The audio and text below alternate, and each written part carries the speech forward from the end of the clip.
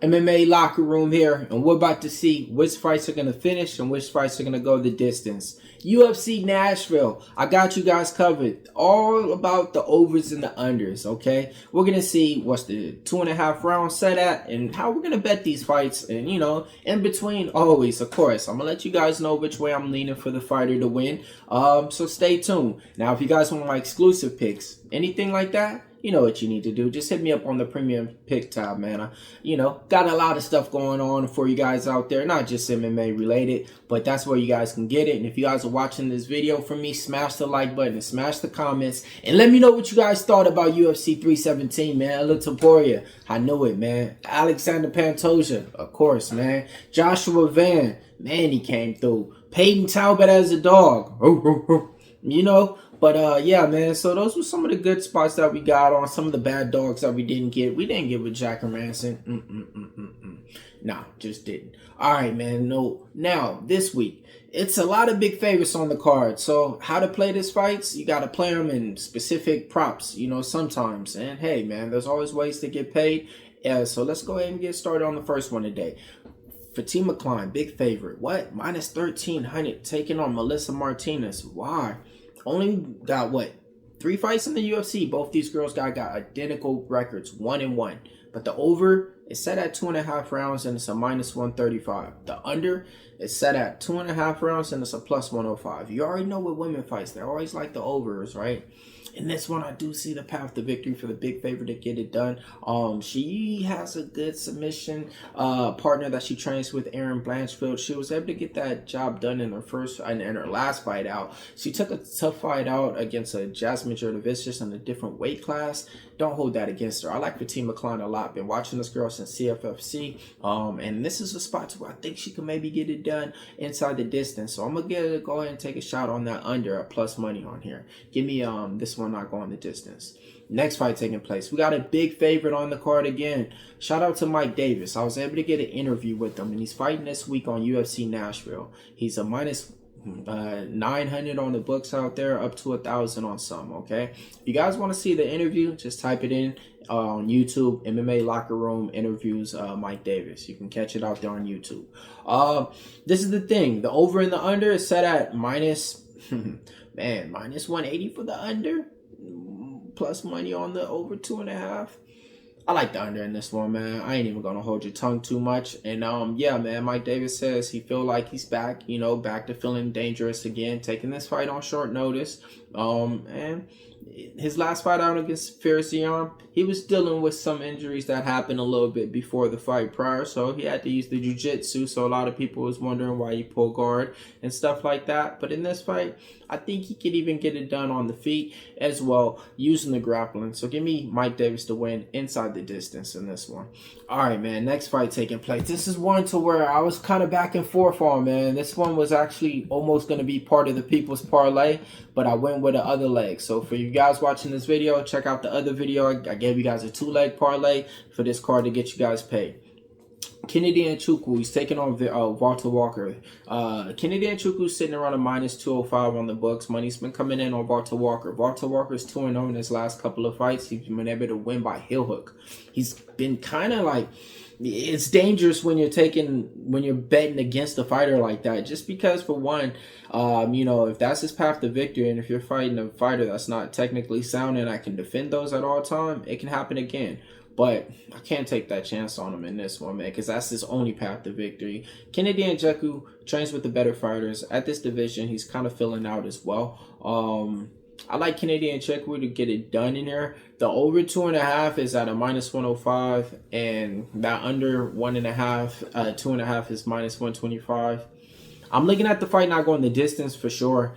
That under 2.5, though, is just a tricky spot because I could see somebody getting finished like third round, you know what I mean? So give me the fight not going the distance in this one, and I'll pay a little bit more price just to get it there. All right, man, next fight taking place, we got Lauren Murphy taking on Edward Moura. Man, big favorite on the card for Moura. Retirement fight for Lauren Murphy. Moura is a minus 625 favorite. The over 2.5's at a minus 345, and the under 2.5's at a plus 250. Now, this is the second women fight. I could be wrong, but I'm going with the under in this one. I like the plus money, man. Lauren Murphy's been sitting on the sideline longer than a backup quarterback trying to get time. And in this fight, Edward Moura is way more physical and stuff. If she's not able to get the takedowns, that plus money on Lauren Murphy might look enticing. But nah, man, you can't bet on a fighter like that that's been sitting back so long, and you know already mentioned that she's retiring in this fight as well. I think Edward Moura gets it done inside the distance as well. And give me the fight not going the distance, man. Nice little plus money. Good fight right here. Jake Matthews and Chidi and Njokuani. Alright, so in this one, man, let's talk about it. The line's been back and forth. It was sitting around a -115, -120. Alright, now, got to turn on my little light, man, before my computer go out. Give me a sec. Alright, so in this one, man, we got Jake Matthews, the more experienced fighter in the UFC, but the favorite is going to Chidi and Njokuani now. He's -150 on the books. The over is a -315 for the 1.5 rounds. Of course, man, I think it gets there. I'm not going with the over in this fight, though. The prediction for the fight, you know, back and forth. Chidi Njokuani's going to have the advantage if he keeps it long range and keeps it striking. Jake Matthews has that tight inside boxing he can go to. The thing I like that I've been hearing, he's been going to different camps now. Got away from the father's gym that he was always training with, so he's getting different looks out there. He always has that wrestling that he can use, but he just doesn't do it. And here, I got to go with the Celtic kid in this one, man. Give me Jake Matthews in this one and give me the over in that one. I think it goes the distance as well. All right, next fight taking place. We got a good one, man. Shout out to Max Griffin, my boy. All right, man. He's taking on Chris Curtis, man. Chris Curtis, big favorite. -325. Trains at Extreme Couture, you know. When it comes down to this fight, the over 2.5 is going to be, what, at a -290, and the under 2.5 is going to be at a +220. I look at it like, in the welterweight division that Chris Curtis is coming back to, we haven't seen him fight since, I want to say, like, early PFL days, man. Shout out to Chris Curtis, bro. I used to see this guy fight like on PFL when they were fighting like twice in the same night, like way back in the day. Then I seen him fight on a different fighting organization before that. And finally he got called into the UFC, and I was like, all right, man, you know, that's where he belongs, though, at least. But we'll see if he belongs in this welterweight division to be, you know, a little bit more higher ranked. I look at the fight resume. The last 4 fighters that Chris Curtis been fighting is higher ranked than Max Griffin, man. He's fought Imavov, he fought Gaslam, he fought Kopylov, he fought Brandon Allen.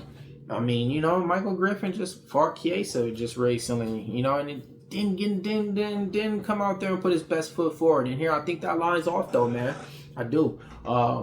So give me the fight going the distance in this one. Next fight taking place, we got Junior Tafa. Okay. The big little brother Justin Tafa, and I'm gonna be honest, I'm not fond of neither of these guys, man. He's a -170 favorite. He's taking on Tuco Tokkos in here. The over 1.5's at a +105. The under 1.5's at a -130. I'll be honest, man, I like the over. Give me the over a little bit, man. I think this could go over 1.5 rounds. I get it, Justin Tafa can swing, but he doesn't pack that power like these other guys do for the light heavyweight division. He's a talented kickboxer, but to me, when I see him strike in the cage, it just doesn't translate like that. So I'll take a shot on the over 1.5 in that fight, man. Victor Petrino, big favorite, stepping up to the heavyweight division. Who he's taking on? Austen Lane, former Jacksonville Jaguar defensive end, my guy. What's up, man? Austen Lane, as an underdog, you can never go wrong. Never mind, you can't. But look, man, he won for me against Ramirez to Spain. The over 1.5 in here is going to be plus money. The under 1.5 is -175. The thing about Austen Lane, he just leaves his chin out like there. I think it's going to go like this. Victor Petrino wins in round 1. If he doesn't, man, round 2, this fight could be a whole different ball game, man. Victor Petrino stepping up to this heavyweight division, he might get tired and gassed out real quick if he's not able to get out there in the first round. And Austen Lane can clinch you up against the cage and make this a way more different fight. Austen Lane has a lot of fights, man, on the regional scene and before he came in the UFC. He got it out the mud, man. Nothing was given easy to him. He got knocked out a couple of times, got some wins, got knocked out by Greg Hardy, bounced back on the regional scene, came back in, and he's still fighting. So, he loves the sport. You know what I mean? He loves it. You know, he's in it. So, I respect him for that. Respect can get you so far. And if he gets to that second round, man, you might be respecting your money on this underdog, man. But all in all, I gotta go with the under 1.5. All right, Nate Landwehr is taking on Morgan Charrière. Nate Landwehr is fighting in his hometown, man. Underdog, plus 220 on the books. Morgan Charrière didn't look good in his last fight. Didn't look good so far in his UFC extent. He did. He got the knockout, I want to say, against, I forget who, Edgar Charrière or somebody, or Miranda. No, it was Miranda, I want to say. Yeah, kicked him, and kicked him in the body. Got the knockout win. And I like this guy though, but his fight style doesn't really translate to wins in the UFC. Nate Landwehr, he's an action-packed fighter. He's fighting in his hometown crowd. Whew, man, the over 2.5 chalky. The under is at plus 130. I don't think this one's going the distance, man. Give me the fight not going the distance in that one. Next fight, Calvin Kattar taking on Steve Garcia. It's going to be a good one, man. Steve Garcia, minus 120 on the books out there. Calvin Kattar, plus 105.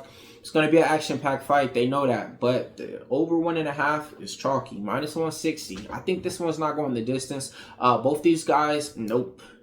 Not both these guys. Calvin Kattar is real durable. Steve Garcia is not. He gives you a wild fight. He throws from the hip, everything. But he is going to have that wrestling in his background, okay? So if you guys are looking for an explosive firefight, that's the one to watch. The boxing on Calvin Kattar is top tier. As of late, he just doesn't look like he got it up to date. Give me the fight not going the distance in this one.